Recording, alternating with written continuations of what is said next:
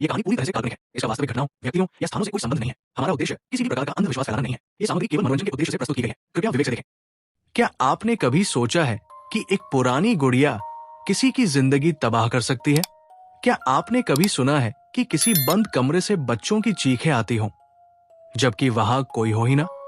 आज की कहानी एक ऐसे ट्रक ड्राइवर की है जिसने अपने सफर में एक अजीबोगरीब चीज पाई, एक पुरानी टूटी फूटी गुड़िया। लेकिन उसे क्या पता था कि ये गुड़िया उसके जीवन का सबसे भयानक सफर बन जाएगी। आप देख रहे हैं हॉरर स्टोरी स्टेशन। अगर आपको रहस्यमयी और डरावनी कहानियां पसंद हैं, तो चैनल को लाइक, सब्सक्राइब और कमेंट करना न भूलें। अब कहानी शुरू करते हैं। रवि, एक अनुभवी ट्रक ड्राइवर जिसने अपनी जिंदगी का आधा हिस्सा ट्रक चलाते हुए बिता दिया था। उसकी जिंदगी का एक ही मकसद था, माल लोड करना, उसे सही जगह पहुंचाना और फिर अगली ट्रिप पर निकल जाना। एक दिन उसे रात के समय एक दूर दराज के गांव से पार्सल लाने जाना पड़ा। गांव का नाम था काला कुआ। इस गांव के बारे में बहुत अजीब कहानियां प्रचलित थी। लोग कहते थे कि यहाँ के पुराने घरों में कुछ अनदेखी चीजें रहती हैं। लेकिन रवि जैसा तगड़ा आदमी इन बातों पर ज्यादा ध्यान नहीं देता था। उस रात जब वो गांव पहुंचा तो देखा कि चारों तरफ घना अंधेरा था। हल्की हल्की ठंडी हवा चल रही थी और वातावरण में एक अजीब सी बेचैनी महसूस हो रही थी।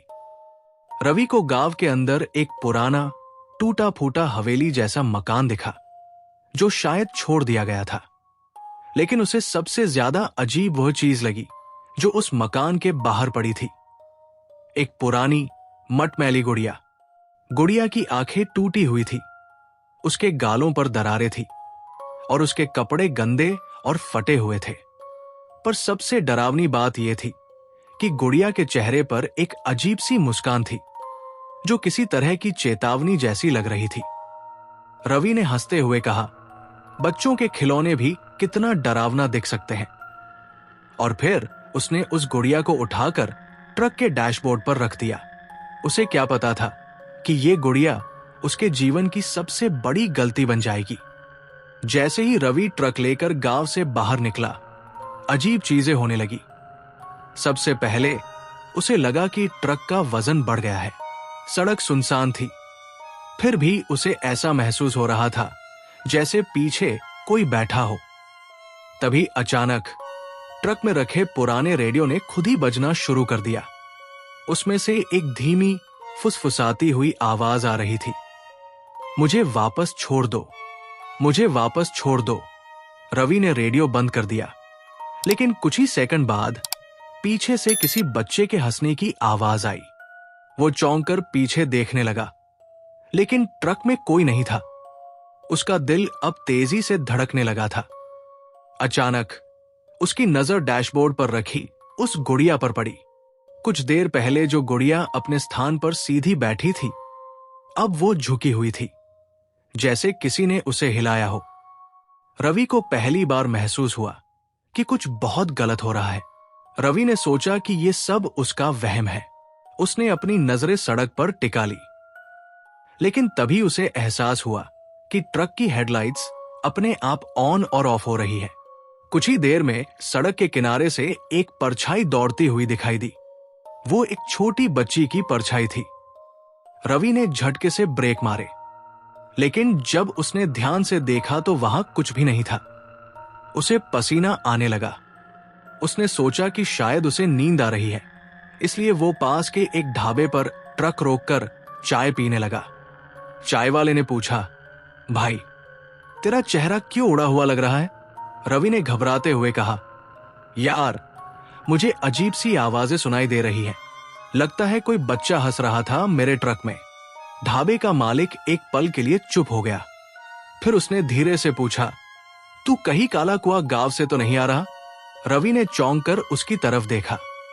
चाय वाले ने धीरे धीरे कहना शुरू किया, भाई, उस गांव में पहले एक अनाथालय था। वहां कई बच्चे रहते थे, लेकिन एक दिन उस घर में भयानक आग लग गई और सब बच्चे जिंदा जल गए। कहते हैं कि जो भी वहां से कोई चीज उठाकर लाता है, वो मुसीबत में फंस जाता है। रवि को अचानक महसूस हुआ कि वो बुरी तरह फंस चुका था। रवि ने तुरंत ट्रक की तरफ देखा। उसे एक खौफनाक चीज दिखी। गुड़िया अब ड्राइवर सीट पर बैठी थी। रवि की सांसें रुक गई। उसने झटके से ट्रक का दरवाजा खोला और गुड़िया को बाहर फेंक दिया। लेकिन जैसे ही उसने इंजन स्टार्ट किया, एक जोरदार चीख सुनाई दी, तूने मुझे फेंका क्यों? अब रवि पूरी तरह डर चुका था। उसने ट्रक तेजी से भगाया, लेकिन जैसे ही वो कुछ किलोमीटर आगे गया, अचानक उसके सामने वही जली हुई अनाथालय की इमारत खड़ी थी। ये कैसे हो सकता था? वो तो गांव से मीलों दूर आ चुका था। रवि को समझ आ गया कि वो फंस चुका है। उसने आंखें बंद करके भगवान को याद किया और कहा, अगर ये मेरी आखिरी रात है तो कम से कम इन मासूम आत्माओं को शांति मिले। तभी एक चमत्कार हुआ। उसकी जेब में रखा एक छोटा सा लौंग और कपूर का पैकेट, जो उसकी मां ने उसे दिया था, अचानक गर्म हो गया। रवि को याद आया कि उसकी मां ने कहा था, अगर कभी मुसीबत में हो तो इसे अपने पास रखना। रवि ने वो कपूर और लौंग ट्रक के अंदर जला दिए।